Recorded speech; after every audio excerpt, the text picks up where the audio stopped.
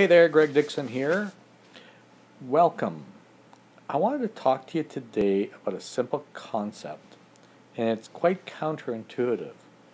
But the reality is that quite often, when it comes to us being productive, when it comes to trying to get things done, we instinctively think that we need to press ahead, I need to work harder, I need to lean in.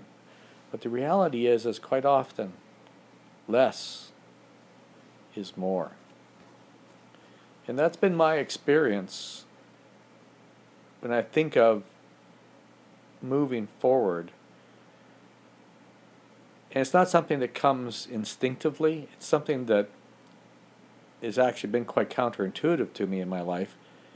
But it's something that I've learned that when it comes to productivity, less is more. There is no such thing as a perfect to-do list.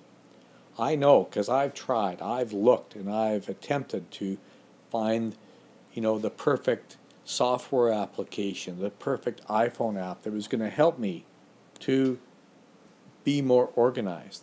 But sometimes being more organized isn't the question. I used to say that, my life looked like I was a list walking around looking for tasks to put on my list because I needed to keep myself busy. I felt I just needed to work harder. I needed to be a little smarter. I needed whatever. It was always about becoming something more rather than getting in touch with where I was at. So I want to suggest to you that there's no perfect list. It just isn't. And that before we try to push our attention onto things, we need to first examine our intention. Because I believe that it's our intention that should come first. Because it's our intention that will shape our actions, even when we're unconscious, even when we're not actively putting our attention on what it is that we want. It's still down there in beneath the surface in our subconscious, working to support us. So, the biggest single productivity tip I can give you is to spend time to think about what is your intention before you take action to work on creating and placing your attention on a decision, on a choice, on a task, on a project. What is your intention? Intention before attention. I think one of the things that I experienced in my life is carrying an attitude, and I call this kind of inner attitude of achievement and striving, and I call that inner attitude my inner dragon. And the reason I say it's a dragon is because my inner dragon is constantly pushing. It's aggressive. It's full of fire and brimstone and judgment and frustration, and there's a constant dissatisfaction, it seems. And so my observation is that this might not seem like a productivity tip or a self-care tip, but the truth is that when my inner dragon, when I'm striving, when I'm frustrated, when I'm anxious, and I'm trying to make something happen, quite often, that constant striving is a form of non-acceptance. So, what does that mean? What do I mean in terms of non-acceptance? Why is that important? Well, sometimes things just are. Things just are the way they are, and there's nothing that we can do about it. And not accepting the way things are just feeds my inner dragon. I need to keep on striving and pushing, and there's no rest. No rest makes me sick. If I'm unable to rest, it is not healthy because I don't have perspective. Rest provides perspective. So just beware of your inner dragon and to think about, are you are you pushing because, sometimes acceptance is a good thing. Sometimes accepting the way things are, accepting what is a very powerful coping strategy that it causes us to rest and pause and reflect.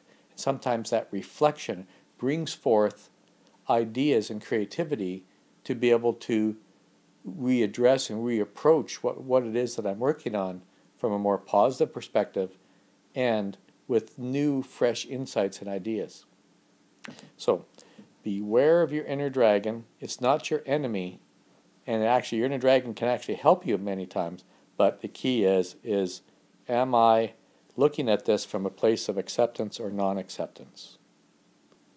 Now, the other thing that we need to really remember is that continuous stress, being under a constant state of stress, sends the body and the mind a whole set of signals that, and reality is that continuous stress will make us sick. I mean, we know this intuitively, but there actually have been studies that they've found that stressful people are more prone to illness and colds and stuff like that than people that are able to release the stress.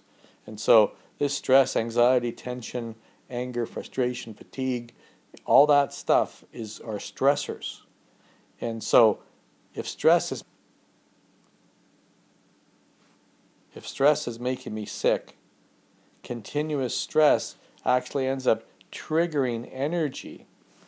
And this energy actually changes my mind and my body. And so we are doing it to ourselves when through our thoughts and the emotions and the feelings and the attention that we put to our thoughts, emotions and feelings and situations and how we choose to interpret those thoughts, feelings, emotions, events in our lives, those are the things that create the stress. It's my interpretation.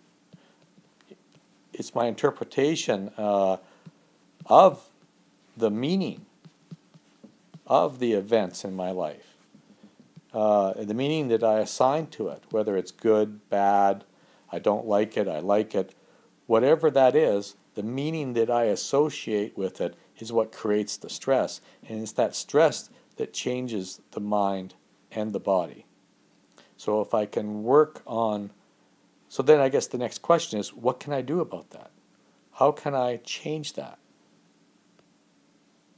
Well, I think that one of the things we can do, one of the biggest things we can do, is to raise our awareness and pay attention to the energetic tug-of-war that's going on in our bodies, in our minds, in our emotions. And so it's really simple. Am I retreating? Or am I advancing? Or am I simply in a place of neutrality? Because our energy is one of the things in our body. The energy that I carry in my mind and in my body is my experience of life. And that energy, if it's retreating, I may be coming from a place of fear. If I'm advancing, am I so transfixed and attached to an outcome that I'm striving to achieve it? I'm pushing myself beyond a healthy limit. And so by paying attention and simply asking yourself and observing, is my energy retreating? Am I emotionally and energetically retreating from this situation? Or am I advancing and moving forward? Because if I'm moving away, there is a time to move, away from things. There's no doubt about that. And there's a time when we need to move toward things. There's no doubt about that. The question is, at the times when I need to be moving towards something, am I moving away from it because of fear or stress or frustration? Or the times when I need to be moving away from something, the times when I'm moving away from something, is that a time when I need to be moving towards something else? or I need to be moving toward a different perspective, toward a different set of actions, toward different decisions, a different way of thinking, a different way of being, and a different type of experience. So, my suggestion to you is to take time and think about, am I retreating? Am I advancing? Or am I in a place of feeling neutral? And with that one question, you can begin to observe yourself and increase your energetic awareness within yourself. And that energetic awareness will give you clues, because if you stop and say, so am I moving away from something I need to be moving towards? Or this thing I'm moving towards, I need to kind of pause and be in a neutral place? Or maybe I need to move away from this. Maybe I need to change my approach. Those simple adjustments can make a huge difference in your life, and a huge difference in your personal experience, in your productivity, in your energy, and how you feel about yourself. And it's a very caring, self-caring perspective, is to be the observer and help yourself and support yourself. Am I retreating, advancing, or am I neutral? Do I need to pause this to reflect? So I hope you enjoyed this, and thanks for listening. So if you enjoyed this and you'd like to learn more, I invite you to visit me at gregdixon.ca, and there I have a number of articles, tips. I'm going to be probably eventually doing a podcast or a video cast like this, where I talk about the general art of self-care and self-healing. So thanks so much. If I can be of further assistance, you can feel free to call me or email me. You can call me at 403-307-8281, or you can email me at greg@gregdixon.ca. Thanks so much, and have a great day, and remember that you can always expand and grow and become more by simply focusing your intention before you focus your attention. Have a great day. Made with Doodlecast Pro.